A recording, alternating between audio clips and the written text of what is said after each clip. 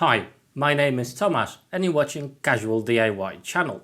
In today's video, we're gonna talk on one of the biggest mistakes a beginner woodworker can make. Check out the video.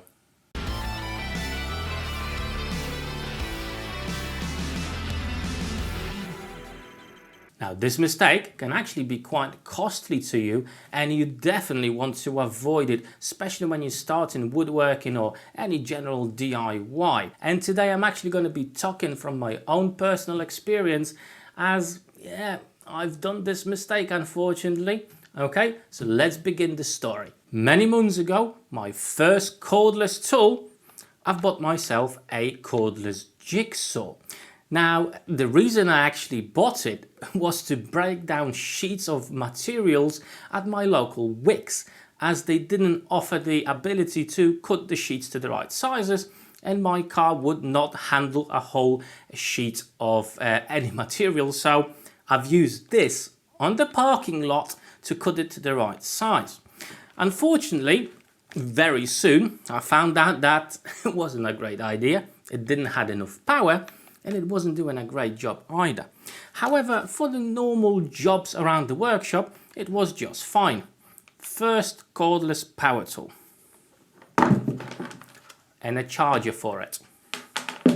So, still having the problem with breaking down the sheet goods at my local DIY store, I decided I'm actually gonna buy this Parkside circular saw, cordless, okay? And to be fair, it was quite a good choice.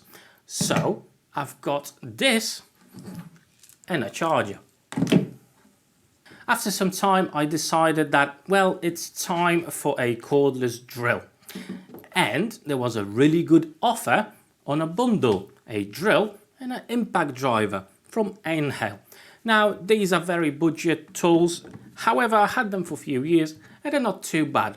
The drill, not so good. Impact driver is okay.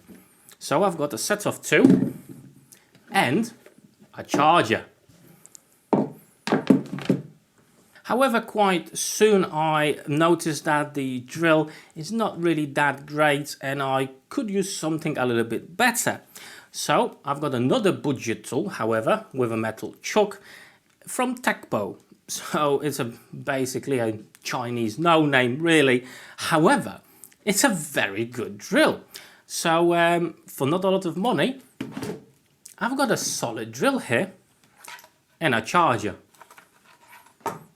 As I was progressing with my tools, experience and knowledge on how to operate things, the Parkside saw started to become a little bit underpowered, and it's a small blade. So I thought to myself, tell you what, it would be nice to have something better, more durable, and with a lot more power. Hikoki cordless saw and a charger. Fortunately enough, at the same time, I managed to get this drill as well. So at least I've got two tools that will use the same types of batteries and a charger. When it comes to routers, I think I've got in total 4 or 5 of them, and they were all corded, okay? So when I managed to get my hands on this Trend cordless router, it actually changed quite a lot for me, because tell you what, I don't think I'm gonna go back to corded routers ever. Fantastic bit of kit that comes with a separate battery charger. Well, I was actually lucky enough to get a cordless miter saw, so I could check out what's all the fuss about cordless miter saws. And you know what? It actually works. Thanks God, it's a Trend one, and it can be charged by the same charger as my router. On top of that, I've got a cordless angle grinder from Trend, so it uses the same battery charger. That's not too bad. 3 tools, 1 set of batteries and 1 charger. And my last purchase just recently was dictated by the fact that, well, I've got a charger for a Parkside battery system. I've bought myself a cordless hedge trimmer because I already got the charger and I've got the battery.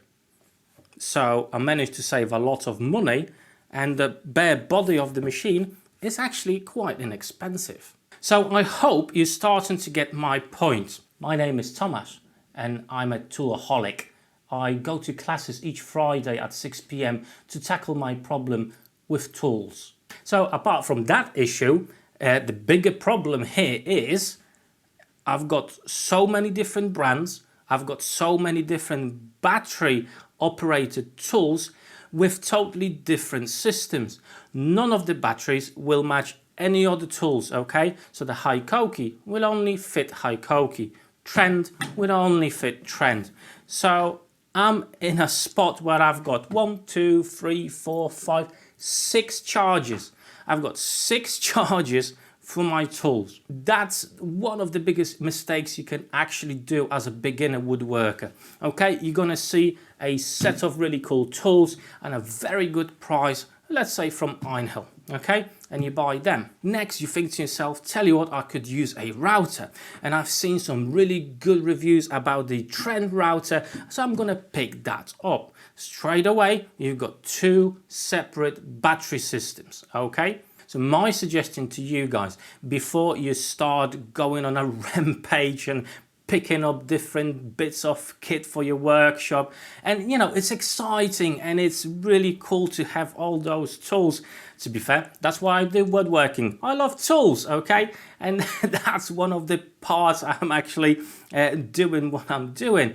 I absolutely love tools, and everybody that will start an adventure with DIY or woodworking, you know, you come to love your tools, and eventually over time you will expand the arsenal of your tools as you learn, as you progress, and as you tackle new projects. However, try to do it smart, okay? Have a look at different brands, at the range of tools they've got.